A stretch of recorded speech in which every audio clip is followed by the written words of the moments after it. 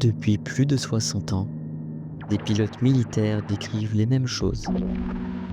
Des objets sans ailes, sans réacteur, sans signature thermique.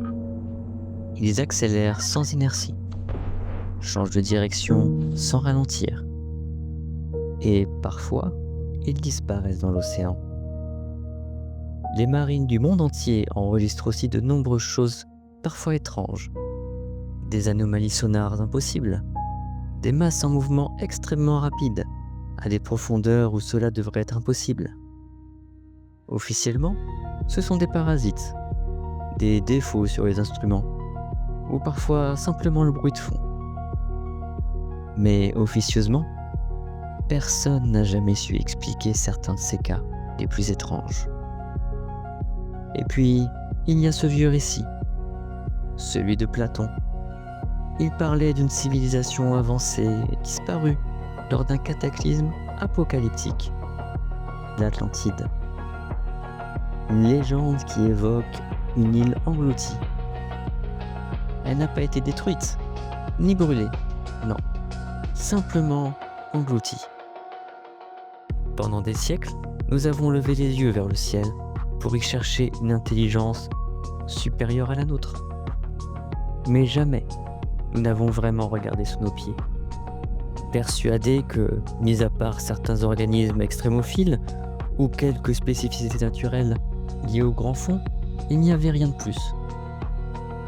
Il y a bien des zones maritimes interdites, des câbles sous-marins qui traversent la planète, des cartes que peu de civils ont déjà vues. C'est une immense infrastructure invisible dont dépend toute notre civilisation pour ses besoins énergétiques et informationnels. Mais et si tout cela n'était pas ce que l'on pensait?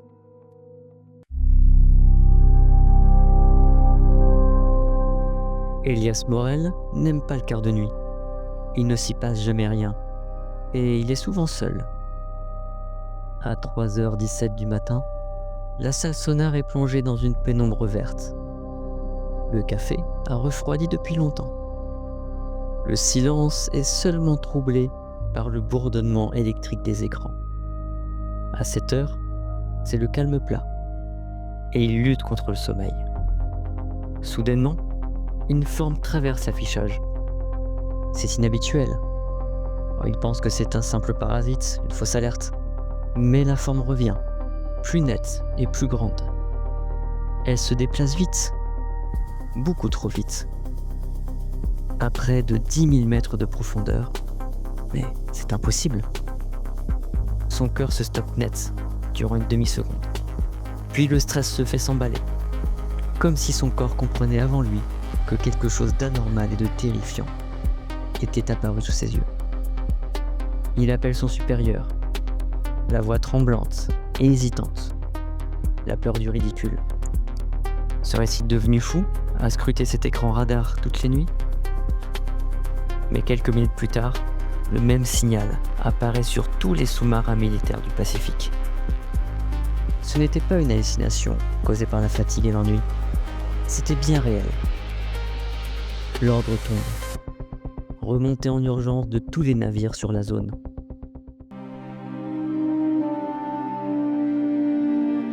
Les sous-marins percent la surface. Les équipages sortent respirer comme après une noyade invisible. L'océan est calme, plus calme que d'habitude, comme si la vie elle-même avait disparu. Puis, soudainement, l'eau se déforme, sans aucune vague ni déformation de la surface de l'eau. Pas d'explosion, ni même d'ondulation. Comme si elle contournait simplement une forme gigantesque, une forme en train d'émerger sous nos yeux. Elle ne ressemble à rien de connu.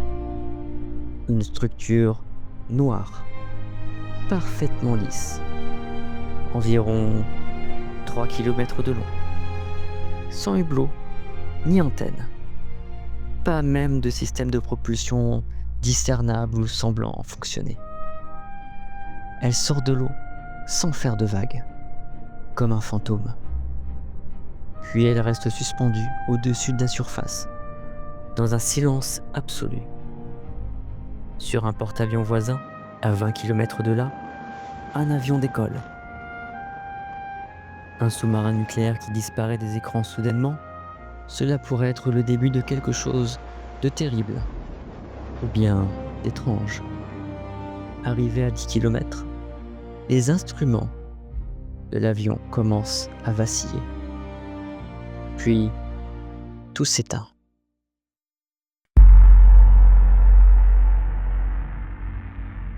À cet instant précis, partout sur Terre, des écrans s'allument. Télévision, téléphone, tablettes, panneaux publicitaires, tableaux de bord de voitures, écrans d'hôpitaux, cockpit d'avion. Même les appareils éteints s'allument. Quand il y avait une batterie, qu'elle soit chargée ou pas, qu'il soit branché ou non branché. Une lumière bleue envahit les pièces, plongées dans la nuit. Un enfant se réveille en croyant à un orage. Une infirmière lâche sa perfusion. Un veilleur de nuit renverse son café. Un couple se redresse dans son lit, le cœur battant. Partout, la même image. Partout, le même fond sombre. Puis, une voix.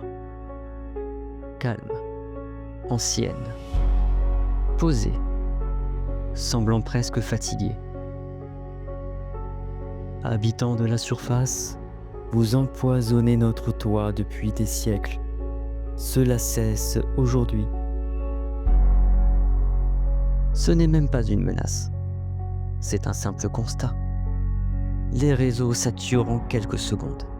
Les gouvernements tentent de reprendre le contrôle des flux, mais cela semble impossible. Le message dure exactement 18 secondes. C'est ce qu'il a fallu pour que le monde entier plonge dans le noir. Tous les écrans s'éteignent en même temps. Tout redevient calme. Mais le monde, lui, est sous le choc et ne se rendormira plus.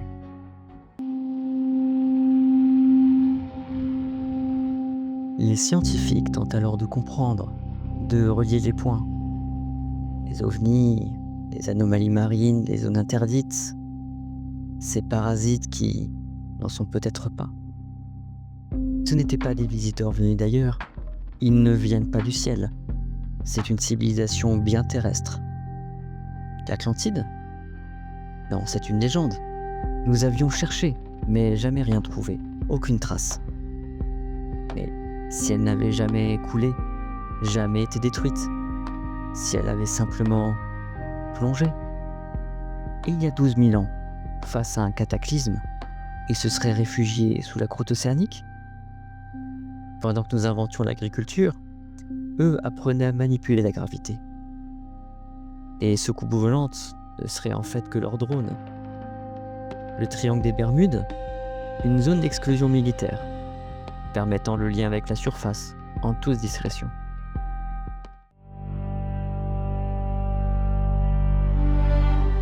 La panique politique durera moins de 24 heures. Il s'ensuivirent des réactions sur toute la surface de la planète. Avec ce qu'ils ont réussi à faire, ils sont incroyablement dangereux. Tous les gouvernements du monde ont mis leurs différents côtés. Ils en ont conclu que la meilleure chose à faire était une attaque soudaine, sans sommation. Une frappe nucléaire coordonnée a été décidée dans le secret absolu.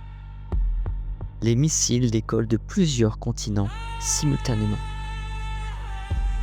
Puis soudain, alors qu'ils étaient au-dessus des océans, ils s'immobilisent, comme figés, alors que leurs réacteurs sont toujours en fonctionnement. Ils n'explosent pas, ils n'ont pas été interceptés non plus. Ils ont été immobilisés, comme tenus par une main invisible. Les caméras militaires captent la scène, les ogives pivotent lentement et repartent en sens inverse. Le monde est en panique. Nous avons été arrogants.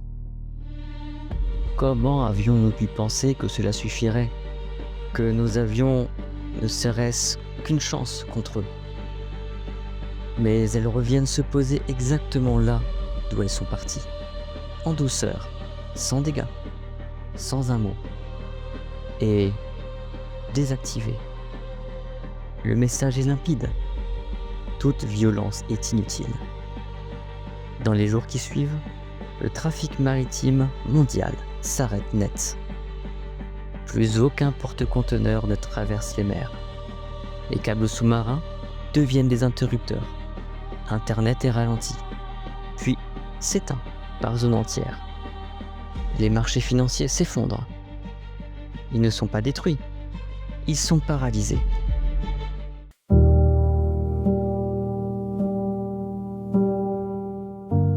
Cinq ans plus tard, le monde n'a pas été détruit. Il a été réorganisé. La pollution a chuté brutalement. Les usines les plus nocives ont simplement été arrêtées. Les Atlantes contrôlent l'énergie des marées, fournissent une électricité propre et inépuisable. La famine a disparu grâce à des technologies agricoles inconnues. Mais la liberté, elle, s'est évaporée doucement. Les voyages intercontinentaux sont rares. Les échanges sont contrôlés. Les océans sont devenus une frontière invisible. Elias, lui, vit toujours près de la mer. Chaque matin, il marche sur la plage. L'horizon est vide. Mais il sait que, sous cette surface parfaitement calme, vit une civilisation. Une civilisation qui nous observe, qui nous tolère, qui a décidé que nous pouvions rester, à une seule condition, nous taire. Nous avons passé des siècles à chercher une vie intelligente dans le ciel, mais elle était sous nos pieds depuis toujours, et elle nous a rappelé une vérité simple. Nous ne sommes pas les propriétaires de cette planète.